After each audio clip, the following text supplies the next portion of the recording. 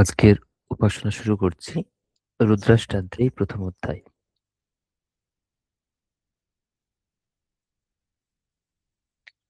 হরেঃ ওম গণানাং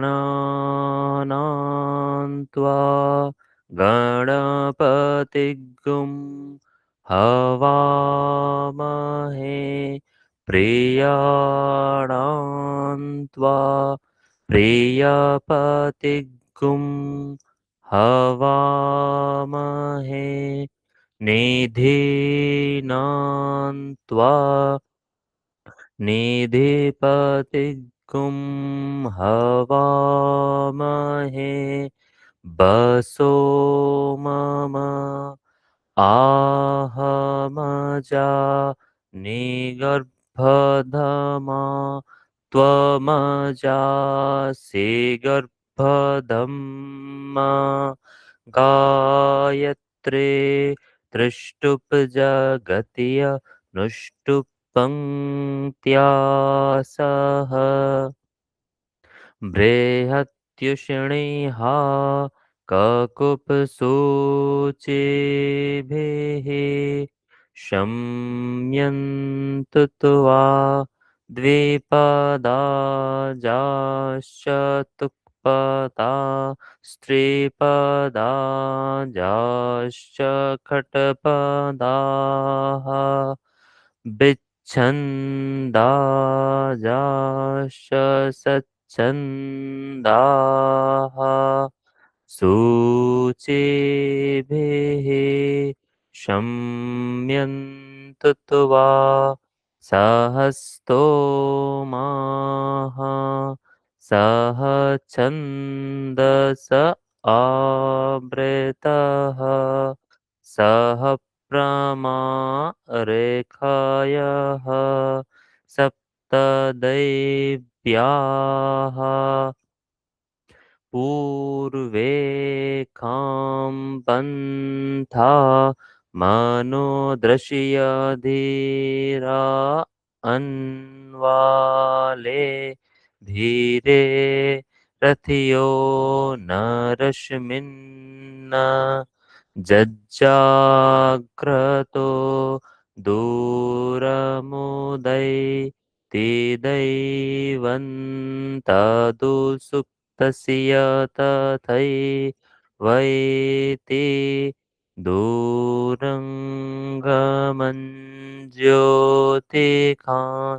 ज्योतिरेकन् तन्मे मनः शिवसङ्कल्पमस्तु जेन कर्मा ण्यपसो मनीखिणो जगिये कृण्वन्ति विदथे कुधिराः जदपूर्वं यक्ष्यमन्तः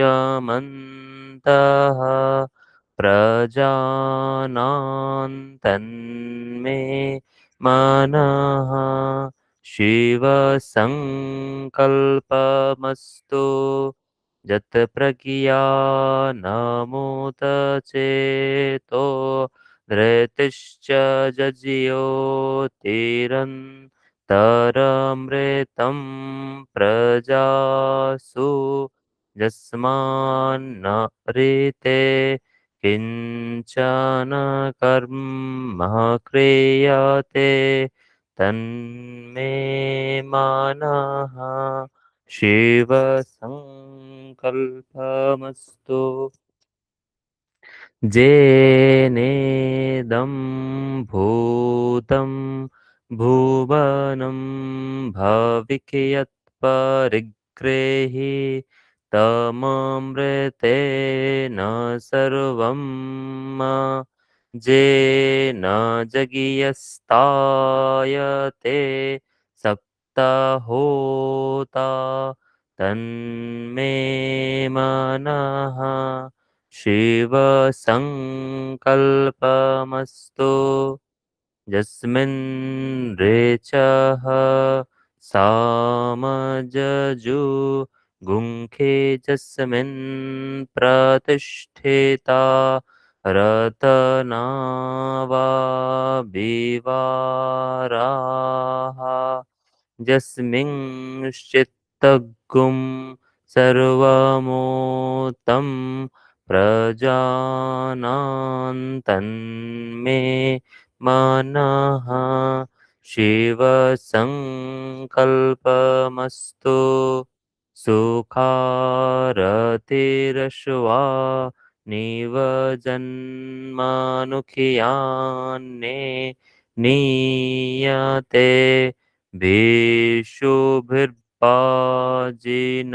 इव हृत्प्रतिष्ठन् जदजिरन् जविष्ठन् तन्मे मनः शिवसङ्कल्पमस्तु हरिः ॐ।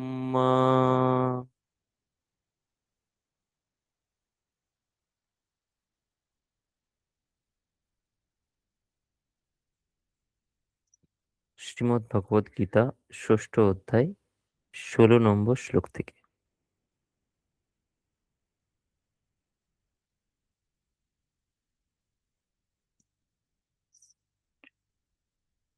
वसुदेवसुतं देवं कंसचाणूरमर्दनम् देवकी परमानन्दम् कृष्णं वन्दे जगद्गुरुम्।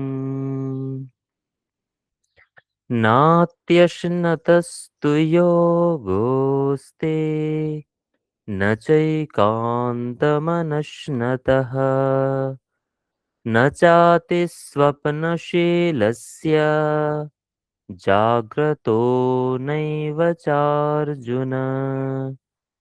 युक्ताहारविहारस्य युक्तचेष्टस्य कर्मसु युक्तस्वप्नावबोधस्य योगो भवति दुःखः।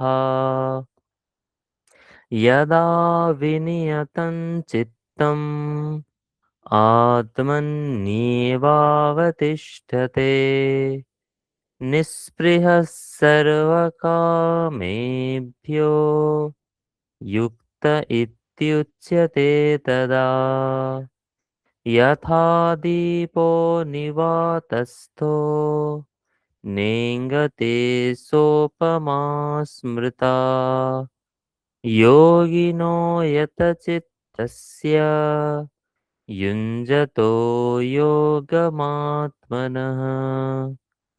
यत्रो परमते चित्तं निरुद्धं योगसेवया यत्र चैवात्मनात्मानं पश्यन्नात्मनि तुष्यति। सुखमात्यन्तिकं यत्तत् बुद्धिग्राह्यमतीन्द्रियम् वेत्ति यत्र न चैवायं स्थितश्चलति तत्त्वतः। यं लब्ध्वा चापरं लाभं मन्यते नाधिकं ततः।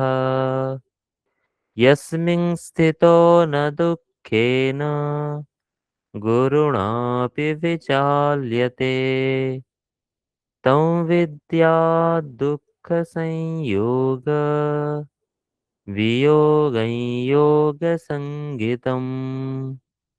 स निश्चयेन योक्तव्यो योगो निर्विण्णचेतसा। सङ्कल्पप्रभवान् कामान् त्यक्त्वा सर्वान् शेषतः मनसैवेन्द्रियग्रामं विनियम्य समन्ततः शनैः शनैरुपरमेत् बुद्ध्या धृतिगृहीतया। आत्मसंस्थं मनः कृत्वा न किञ्चिदपि चिन्तयेत्। यतो यतो निश्चरति मनश्चञ्चलमस्थिरम् ततस्ततो नियम्यैतत् आत्मन्येव वशन्नयेत्। प्रशान्तमनसं ह्येनं योगिनं सुखमुत्तमम् उपैति शान्तरजसं ब्रह्मभूतमकल्मषम् युञ्जन्नेवं सदात्मानं योगी विगतकल्मषः सुखेन ब्रह्म संस्पर्शम् अत्यन्तं सुखमश्नुते सर्वभूतस्थमात्मानं सर्वभूतानि चात्मनि ईक्षते योगयुक्तात्मा सर्वत्र समदर्शनः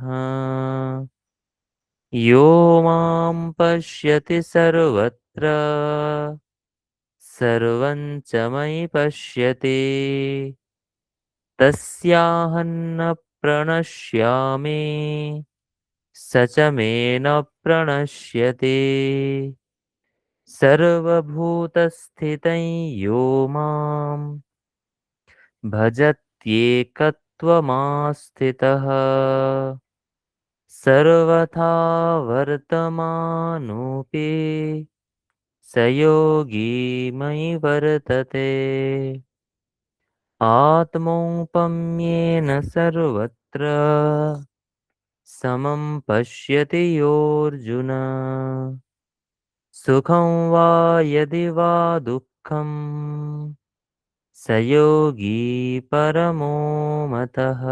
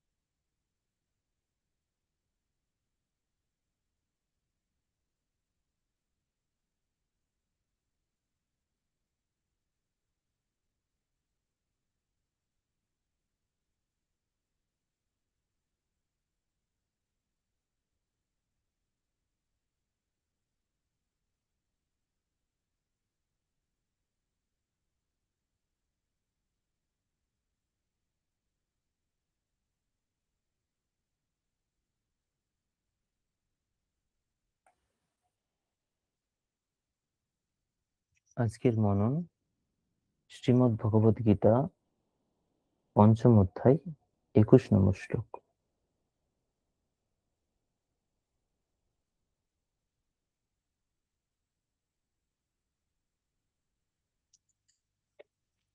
बाह्यस्पर्शे स्वशक्तात्मा विन्दत्यात्मनि यत् सुखम् स ब्रह्मयोगयुक्तात्मा सुखमक्षयमश्नुते।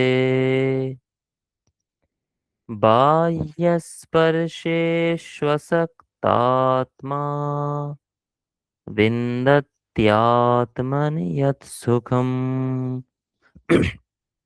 स ब्रह्मयोगयुक्तात्मा সুখমক্ষয়মশ্নুতে। বাহ্য বিষয়ে অনাসক্ত পুরুষ আত্মায় যে শাশ্বত আনন্দ আছে তা লাভ করেন।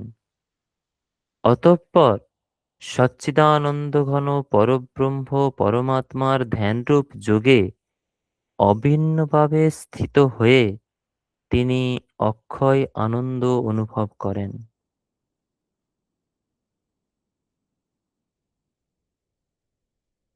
আত্মজ্ঞানী ব্যক্তি ব্রহ্মে অবস্থান করেন, তিনি ব্রহ্মপরায়ণ হন। এটা আমরা দু একটা শ্লোক আগে দেখেছিলাম। আমাদের শ্লোক ছিল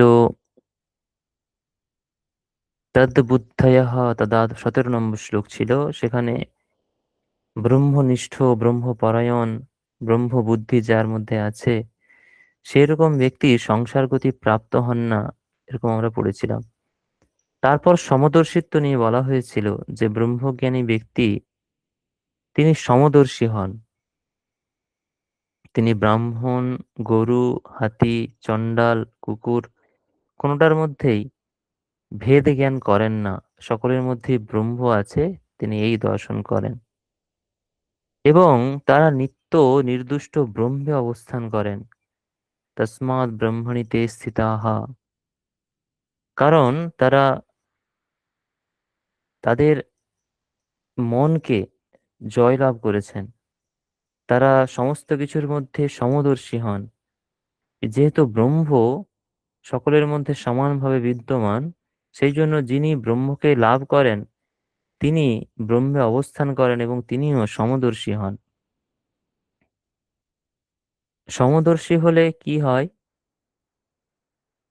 সকলের মধ্যেই সেই ব্রহ্মকে দর্শন করলে উচ্চ নীচ ভাব এটা থাকে না। তারপর তার বুদ্ধি স্থির হয়ে যায়। স্থির বুদ্ধি মানে সে, আমরা সাধারণ মানুষ যেমন আমাদের আকাঙ্ক্ষিত বিষয় পেলে প্রফুল্লিত হই, বা আমাদের অভীষ্ট বিষয় যদি আমরা না পাই তাহলে দুঃখিত হই, কিন্তু জ্ঞানী ব্যক্তি স্থির বুদ্ধি, অর্থাৎ সে দুঃখ বা সুখ বা প্রাপ্তিতে আনন্দ, অপ্রাপ্তিতে দুঃখ, এই যে ভাব, ভেদভাব, এটা থাকে না। এটাকেই বলা হয় স্থির বুদ্ধি। এবং তিনি কোনো কিছুর প্রতি সম্মোহ যুক্ত থাকেন না, তিনি মোহ বর্জিত হয়ে যান।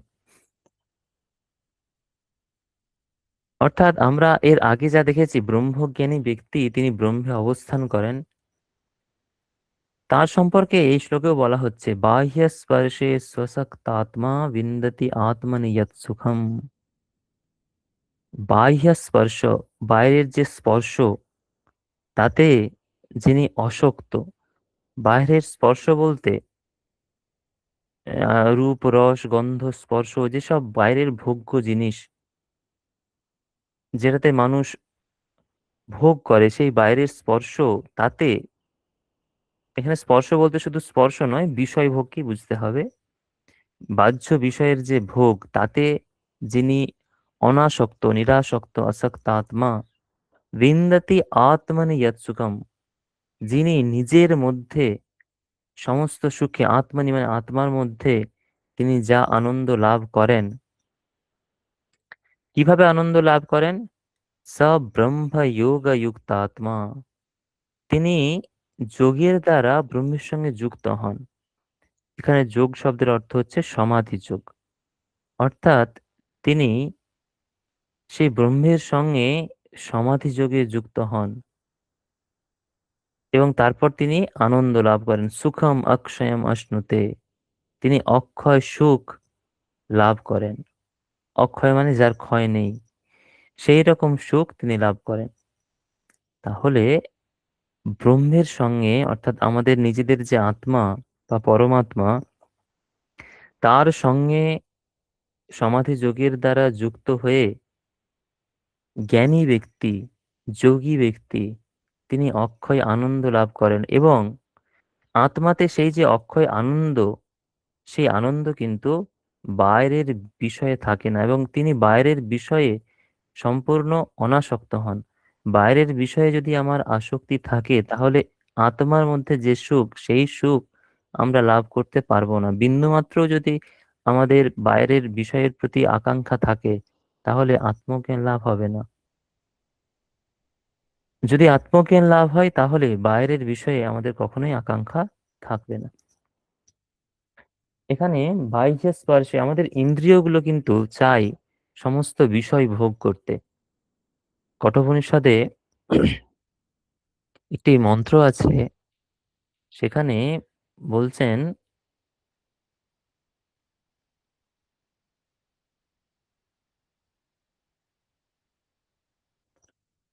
আহ, পরাঞ্চিখানি ব্যতৃণৎ স্বয়ম্ভুঃ তস্মাৎ পরাম পশ্যতি নান্তরাত্মন কশ্চিৎ ধীরः প্রত্যগাত্মানমৈক্ষত আবৃত্ত চক্ষুঃ অমৃতত্বমিচ্ছন বলে একটি মন্ত্র আছে। পরাঞ্চিখানি অর্থাৎ আমাদের ইন্দ্রিয়গুলোকে ভগবান বাইরের দিকে সৃষ্টি করেছেন, অর্থাৎ বিষয় ভোগের জন্যই সৃষ্টি করেছেন।